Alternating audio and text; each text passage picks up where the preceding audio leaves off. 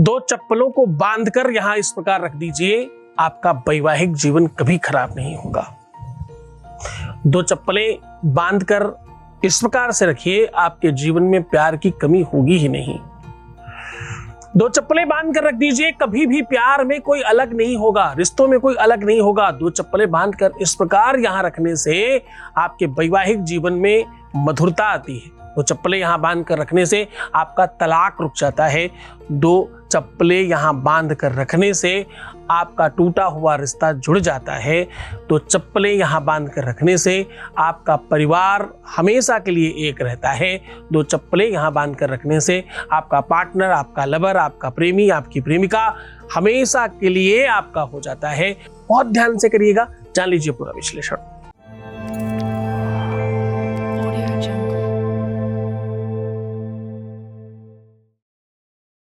आज हम कह रहे हैं दो चप्पलों को बांध कर रखने से आपके दाम्पतिक जीवन में, मैरिटल लाइफ में, रिलेशनशिप लाइफ में मधुरता बढ़ती है। कभी अलग नहीं हो सकते, हमेशा के लिए एक हो जाएंगे। बीच में आ रहे व्यक्ति का सर्वनाश होगा। आपके रिश्तों को बनाए रखने में इसमें बहुत सारा बल मिलता है। ये अपने आप में तंत्र, मंत्र, यंत्र तीनों का समूह और तीनों का सम्मिश्रण है। पूरी की पूरी दुनिया में ऐसा कोई भी देवी देवता नहीं है जिसने प्रेम विवाह नहीं किया हो। सबने प्रेम विवाह किया, चाहे भगवान शिव हो, माता पार्वती के साथ उन्होंने प्रेम विवाह किया। माता पार्वती ने बहुत पूजा पाठ यज्ञ करके बाबा शिव को पाया। प्रेम साधना है, इबादत है। प्यार को तो किसी भी सूरत में बदनाम नहीं किया जा सकता। प्यार को तो किसी भी सूरत में अपने से दूर नहीं किया जा सकता। और एक खास बात, तुम अपने ऊपर जब कोई कष्ट करते हो, यानी सोना नहीं, खाना नहीं, पीना नहीं, अच्छे से नहीं रहना, निगेटिव थिंकिंग रखना, उल्टे सीधे विचार लाना, नकारात्मक हो जाना, डिप्रेशन के मरीज हो जाना और अपना बिल्कुल ख्याल नहीं रखना, प्यार की सबसे खराब अवस्था है ये। अगर आप ऐसा करते हो तो इसका मतलब इमीडिएटली कंफर्म हो जाता है कि तुम्हें तो प्यार मिलना ही नहीं है। क्यों नहीं मिलना? क्योंकि तुम ये चाहते ही नहीं हो कि तुम्हें प्यार मिले। बहुत लंबी चौड़ी बात नहीं कहूंगा, मैं कह रहा हूं चलो कोई बात नहीं भाई। एक शरीर में दो अंग होते हैं, एक दाहिना एक बायां। आपके पूरे शरीर में एक अंग छोटा है और एक अंग बड़ा है, क्योंकि एक स्त्री का है, एक पुरुष का है। ये सबके साथ होता है, आप चेक करके देख लीजिए। हाथ, पैर, आंख, नाक, कान, सब कुछ एक छोटा है एक बड़ा है, क्योंकि एक स्त्री का है एक पुरुष का है। यावत कन्या न बहामांगी, जब शादी होती है, जब विवाह होता है तो 6 भावरें पड़ती हैं और 7वीं भावर के टाइम पर केवल और केवल लड़की दाहिनी तरफ से उठ करके बाईं तरफ बैठ जाती है बस, और वो पत्नी हो जाती है। और शास्त्र कहता बस वो वाला काम जब तक नहीं हुआ तब तक वो कुमारी ही है। सारा काम हो गया, सारा विवाह हो गया, केवल वो लास्ट वाला काम नहीं हुआ तो वो कन्या कुमारी है। शास्त्र कहता है यावत कन्या न बहामांगी तावत कन्या कुमारिका। इसी को किसी फिल्म में बहुत अच्छे गाने से गाया है।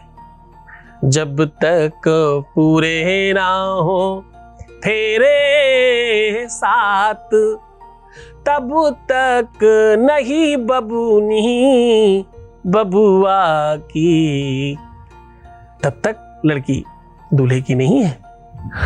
गाने में गाया है, लेकिन शास्त्रोक्त गाना है, शास्त्र का को उतारा है। तो साहब समझने की कोशिश करना। तुम्हारे भगवान शिव के अर्धनारेश्वर की फोटो देखी है? शिव पुराण कहती है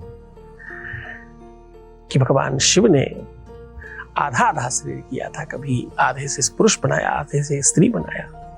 तो तुम्हारे ही शरीर में तुम्हारा पार्टनर विद्यमान है। तुम उसे दुख दे रहे हो इसलिए वो दूर जा रहा है, तुम उसे सुख दो वो तुम्हारे पास आएगा। आज वही दोनों अंगों को एक करने का साधन टोटका लेकर हाजिर हूं। आज मैं कह रहा हूं दोनों चप्पलों को इस प्रकार बांध कर यहां रख देना, आपका सब कुछ तुम्हारे पक्ष में होगा। जान लीजिए पूरा विश्लेषण। उसके पहले आपके बीच से एक अनुभव ले लेते हैं। Voice message please.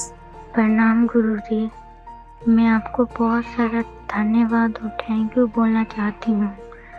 मैंने जब से पूजा करवाई है तब से कुछ महीने तक तो कॉल वॉल नहीं आया था, बात नहीं हुई थी, लेकिन 5-6 महीना या 2 महीना बाद उसका कॉल आया, हमसे वो बात किया। इधर वो हमसे और भी बहुत अच्छे से बात कर रहा है। ये सब आपकी वजह से हो रहा है, ये सब आपकी वजह से हुआ है गुरुजी। हम पे आशीर्वाद बनाए रखिएगा सदा के लिए और मेरा प्यार पे भी गुरुजी। Thank you so much Guruji.